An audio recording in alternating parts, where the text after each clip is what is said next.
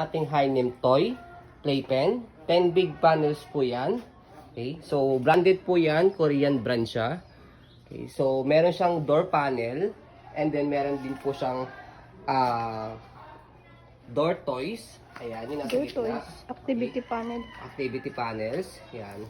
Already washed na po ito and ready to use na. Ang colorway niya is white and gray. Ayan. So ito po yung details po niya, one by one.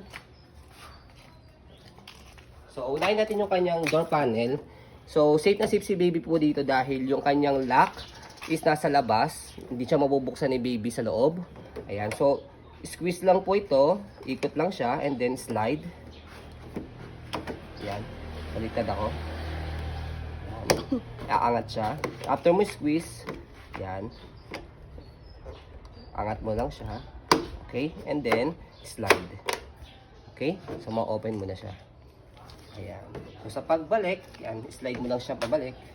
Angat, tapos slide. Ayan. Okay? So, yan po yung details ng every panels natin. Walang putol po. Walang putol yung kanyang connector. Ito, yung pinakaganto niya. Wala siyang putol. Kasi siya importante yan para mag-connect yung every panels. Toys. Again, already washed na yan and ready to use. So, okay na okay din yung toys niya.